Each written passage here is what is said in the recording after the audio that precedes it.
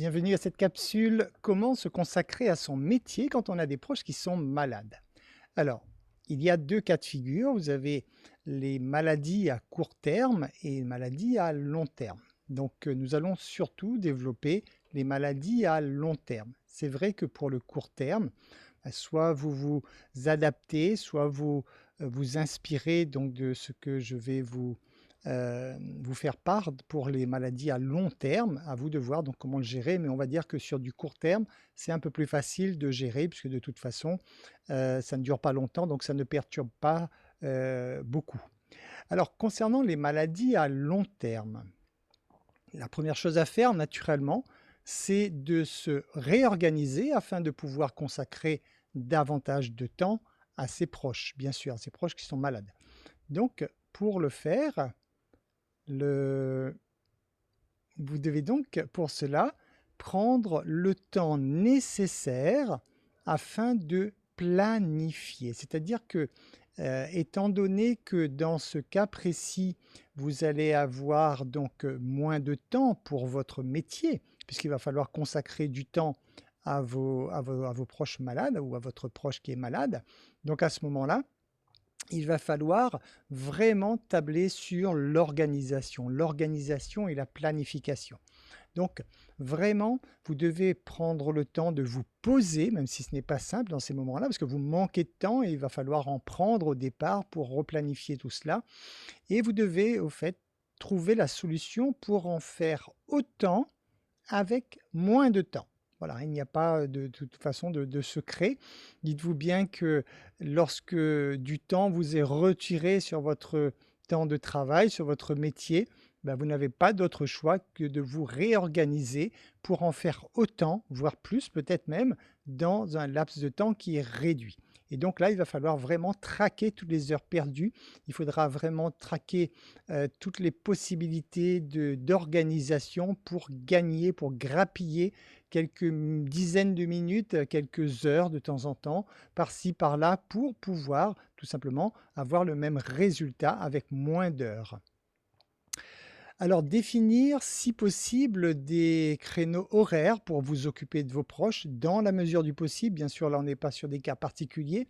Lorsque c'est possible, à vous de de planifier vos journées en vous disant que je m'occupe donc de mes proches malades de telle heure à telle heure et de telle heure à telle heure. Donc définissez bien des créneaux spécifiques pour le faire dans la mesure du possible, je précise encore, hein.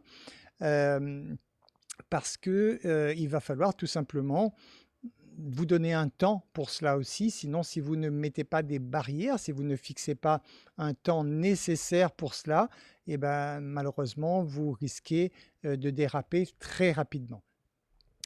Posez-vous la question de savoir si votre journée faisait 48 heures au lieu de 24 heures. Imaginez un instant que vos journées fassent donc le double, 48 heures au lieu de 24. Est-ce que, selon vous, vous seriez 2 fois plus productif? Vous me direz peut-être oui, mais pas évident. Pas évident parce que souvent, nous nous laissons justement happer par le temps. Lorsqu'on dispose de beaucoup de temps, et ben, en fait, on le gaspille souvent. Donc l'idée, c'est vraiment de parvenir à redéfinir ce qui est important pour vous, ce qui est important de faire, et donc là, vraiment de ne pas faire pour faire.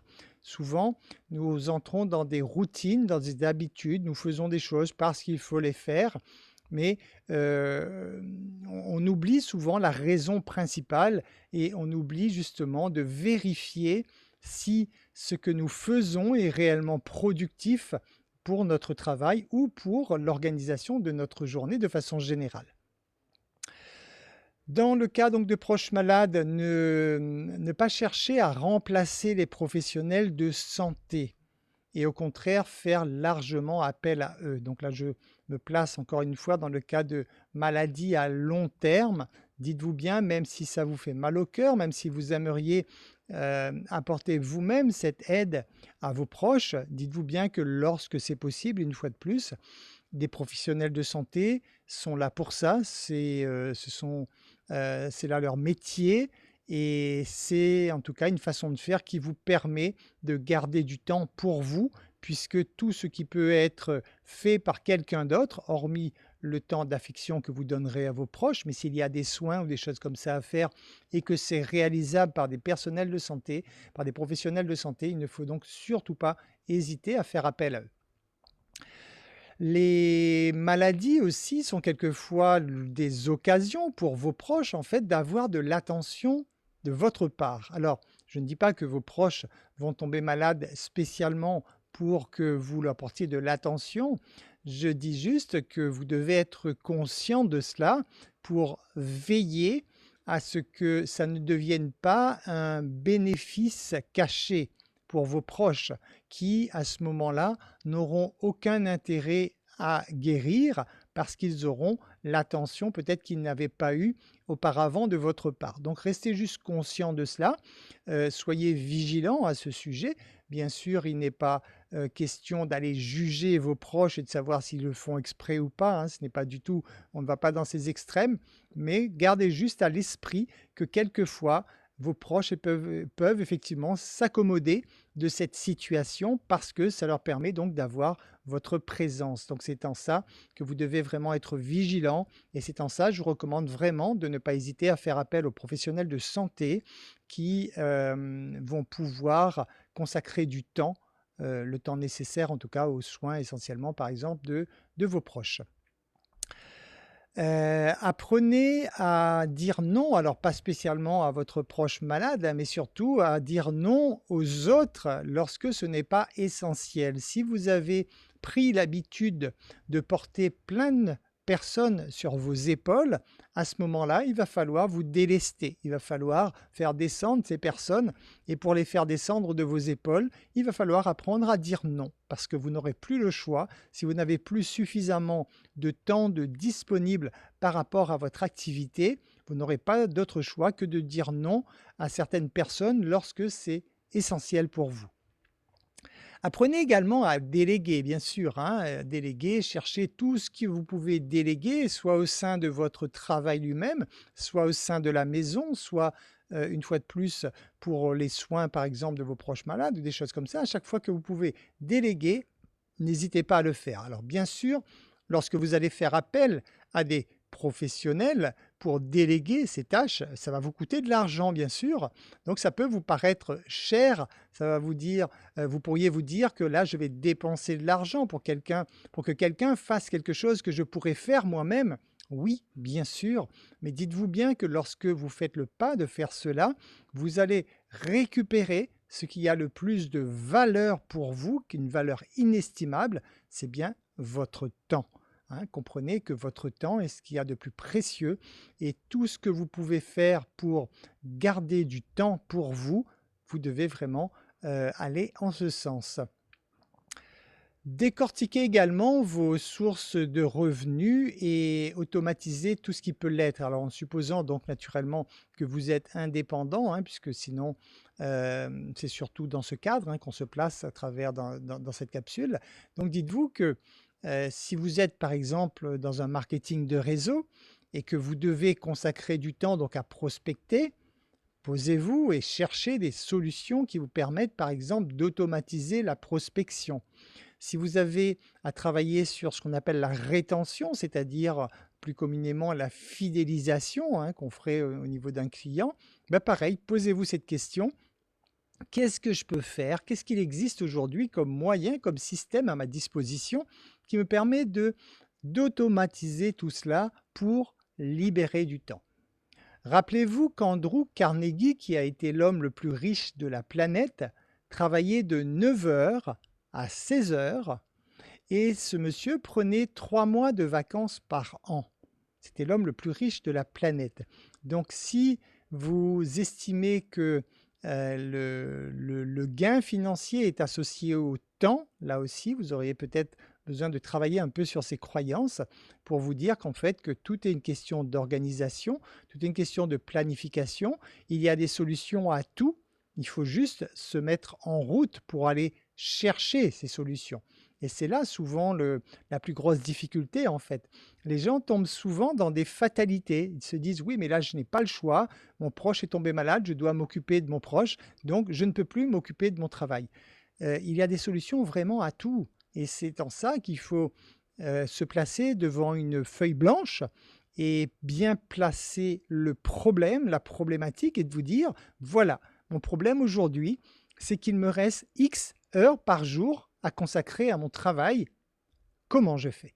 Et là, vous laissez venir les idées et vous placez au fur et à mesure les idées à plat sur votre feuille, puisque les solutions, il y en a toujours, mais il faut juste se donner la peine donc d'aller chercher ces solutions à l'intérieur de vous. Posez-vous d'ailleurs cette question: si je n'avais que X heures à travailler par jour, par exemple, dites-vous, si une fois que vous êtes occupé de vos proches, il vous reste 4 heures peut-être, hein, à consacrer à votre travail. Et bien dites-vous: si je n'avais que 4 heures à utiliser par jour pour travailler, comment est-ce que je m'organiserais? Voilà la question de base à vous poser. Donc, lorsque vous allez vous poser cette question, bien sûr que vous n'aurez pas toutes les réponses tout de suite.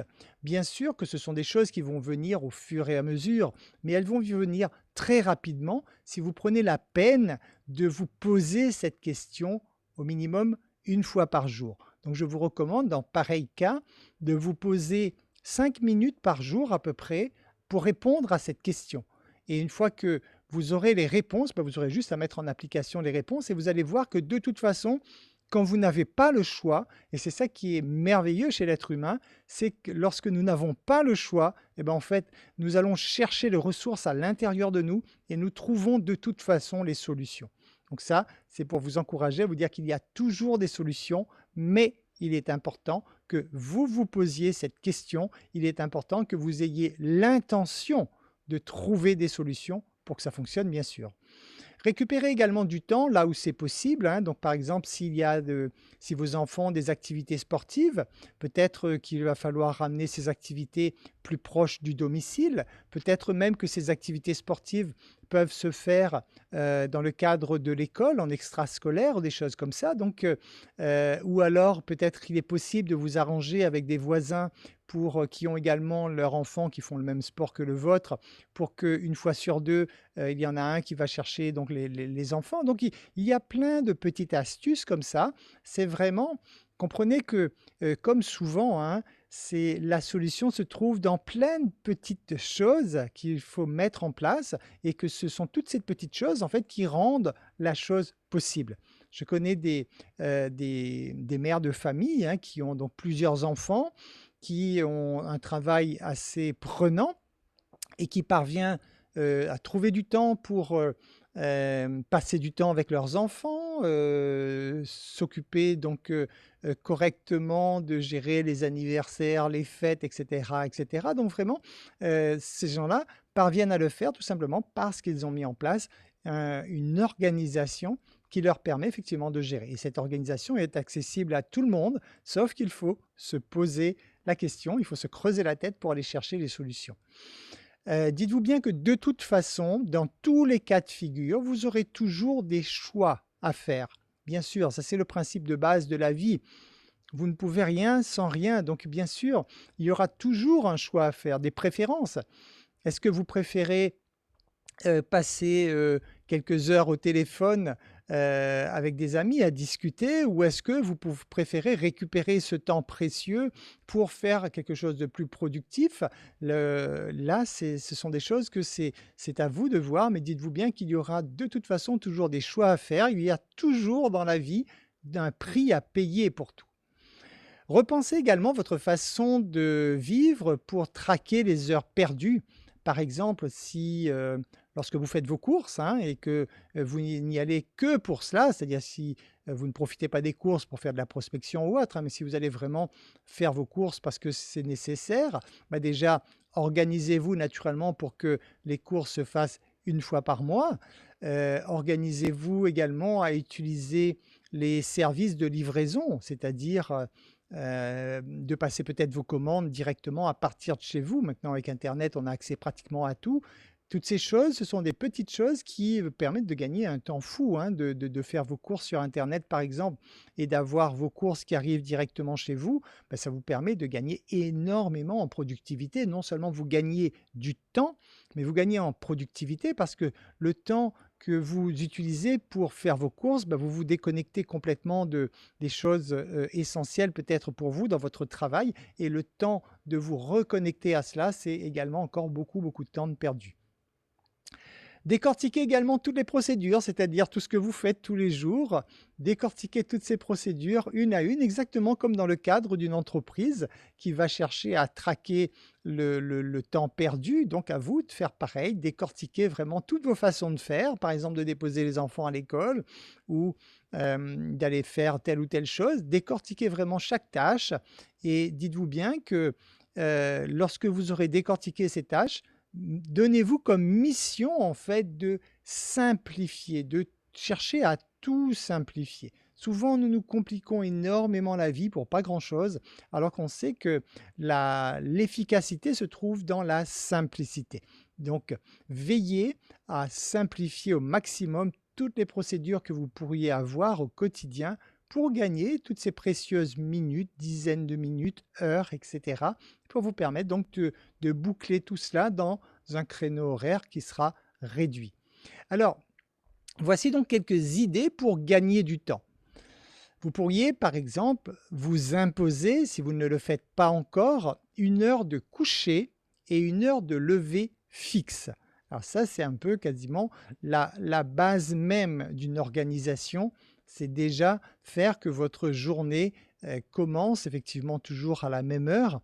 Et pour cela, vous devez toujours vous coucher à la bonne heure également, à la même heure. Donc, instaurez déjà un rythme d'organisation déjà avant tout sur l'heure du coucher et du lever. À vous de voir si vous avez des impératifs, cherchez à transformer tout cela pour garder en ligne de mire qu'il est impératif que vous puissiez instaurer un rythme déjà, un rythme de sommeil pour déjà placer les bases de votre organisation.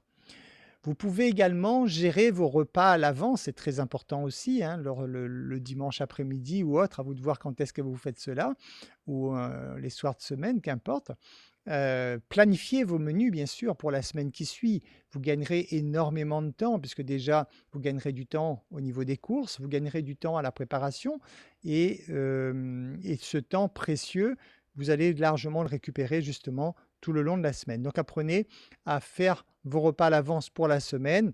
Profitez, utilisez votre congélateur pour cela, tout ce que vous pouvez congeler les aliments pour vraiment gagner du temps. Il est clair que si vous préparez 10 repas d'un coup, vous passerez beaucoup moins de temps que si vous passiez 10 fois le temps de préparer un repas, bien sûr. Faites, comme je vous l'ai dit tout à l'heure, faites donc vos courses sur internet si possible, hein, si ce service existe à proximité de chez vous, c'est une solution qui vous permet de gagner du temps. Vérifiez que les tâches ménagères sont bien réparties également, sont bien partagées auprès de tous ceux qui vivent dans la maison. C'est-à-dire que si vous avez des enfants qui sont en âge de participer aux tâches ménagères, il est évident que vos enfants doivent apporter leur contribution. Donc les tâches ménagères doivent être réparties. Donc si aujourd'hui c'est vous qui vous chargez de cela, dites-vous qu'il est impératif, à partir du moment où votre enfant est en âge naturellement de le faire, il est impératif que vous puissiez transférer ce temps vers vos ados ou vos enfants qui sont en âge d'accomplir ces tâches, histoire justement, une fois de plus, de récupérer du temps pour vous. Prenez pour habitude également de bien ranger chaque chose à sa place, parce que lorsque les choses sont bien rangées, vous les retrouvez facilement, donc vous gagnez beaucoup de temps. Imaginez quelquefois le temps que vous pourriez perdre à chercher un document ou à chercher quelque chose parce que ça a été mal rangé. Vous pourriez perdre quelquefois des heures inutiles là-dessus, sans compter que ça va vous ramener du stress, de la fatigue. Et bien, ce sont toutes ces heures de gaspillées en fait qu'il faut récupérer avec de l'organisation. Donc bien ranger chaque chose à sa place, bien étiqueter chaque chose pour être certain que lorsque vous en avez besoin, vous allez directement à l'endroit où cela a été rangé. Apprenez également à éliminer le superflu. Éliminer le superflu, c'est prendre conscience, entre autres, que tout ce que vous n'avez pas utilisé chez vous depuis plus d'un an, bon, en fait, sur le principe, vous pouvez vous en débarrasser. hein. Donc, soit vous revendez, soit vous donnez, soit vous en faites ce que vous voulez, vous échangez, vous faites ce que vous voulez. D'une part, ça fait tourner l'énergie et en même temps, ça vous permet vraiment de vous dire: «Bah, si ces choses ne me servent plus à rien, ça sert à rien que je les laisse là parce que ça va juste me faire perdre du temps lorsque je vais rechercher telle ou telle chose». Donc apprenez vraiment à vivre avec le minimum, hein, pas vraiment pas le superflu. Tout ce qui est superflu, apprenez à vous en débarrasser parce que dans cette société de consommation, on a souvent tendance à se laisser, piéger, on va dire, hein, en tout cas, emballer par, des nouveautés ou plein de petites choses qui, souvent, sont utilisées une ou 2 fois et après ça finit dans un placard. Donc ce genre de choses, n'hésitez pas à faire tourner. Ça vous fera gagner du temps, en tout cas, dans le rangement, dans le nettoyage, dans la recherche des autres objets, des documents, des choses comme ça. Apprenez à planifier et à anticiper la journée du lendemain. Ça, c'est recommandé, hein, entre autres, Tony Robbins, hein, l'explique bien également que vous devez, une fois de plus, toujours avec ce principe que lorsque vous créez des images mentales dans votre subconscient, ça permet à votre subconscient de préparer en quelque sorte les événements. Donc lorsque vous pensez à planifier, lorsque en prenant votre lit le soir, vous avez déjà une idée claire de la façon dont va se dérouler votre journée du lendemain, bah, ça aidera énormément à ce que votre journée se déroule de la meilleure façon qui soit. Apprenez à instaurer des habitudes quotidiennes, bien sûr, hein, donc toujours dans le but de gagner du temps, d'instaurer tout ça dans votre subconscient. Donc des habitudes, c'est-à-dire vraiment des rituels. Apprenez à organiser votre vie sous forme de rituels, j'ai tant d'heures par jour à consacrer à telle chose, tant d'heures à autre chose, etc. Alors, vous pouvez choisir des créneaux horaires, de telle heure à telle heure, je fais ceci, de telle heure à telle heure, je fais cela. Personnellement, c'est un système d'organisation qui ne m'a pas convenu parce qu'en fait, je me retrouvais prisonnier en fait de mon organisation. C'est-à-dire que là, vous vous dites: «Mince, si j'ai pas fini dans 5 minutes, je suis, en dehors de mon créneau horaire, donc il faut que je me bouge» et cetera. Donc en fait, vous vous mettez de la pression vous-même et vous ne retirez plus aucun intérêt de l'organisation. Je préfère plutôt conseiller de consacrer un temps nécessaire pour faire chaque chose, mais à vous de choisir le créneau horaire qui vous convient le mieux pour le faire. Imposez-vous un temps pour chaque chose et tenez-vous à cela. Un temps pour chaque chose, c'est vraiment comme je vous le disais au début, si vous avez planifié que vous gardez, vous réservez un temps précis pour vous occuper de vos proches malades, par exemple, bah, tenez-vous à ce créneau horaire, vous ne devez pas déborder dessus. Idem pour votre métier également. Lorsque vous avez choisi de travailler, je ne sais pas, 4, 5, 6, 7 heures par jour, lorsque c'est terminé, vous avez atteint votre quota d'heures, vous passez à autre chose parce que sinon, vous ne pourrez pas instaurer justement cette habitude et ce que vous allez croire avancer en fait d'un côté, vous êtes en train de vous retarder de l'autre côté, donc ça met de la pagaille dans toute votre organisation. Et ensuite, dernier conseil, hein, donc prenez un temps hebdomadaire pour planifier votre semaine à venir, bien sûr, une fois de plus. Tout est dans la planification, l'organisation. Donc posez-vous une fois par semaine pour vous dire que ce laps de temps, il est là pour organiser complètement votre semaine.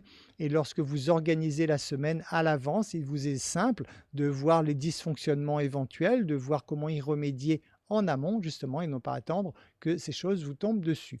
Voilà, j'espère que ces conseils vous seront utiles pour vous permettre de mieux gérer ces situations un peu particulières, mais que nous avons quasiment tous un jour ou l'autre à vivre au cours de notre vie.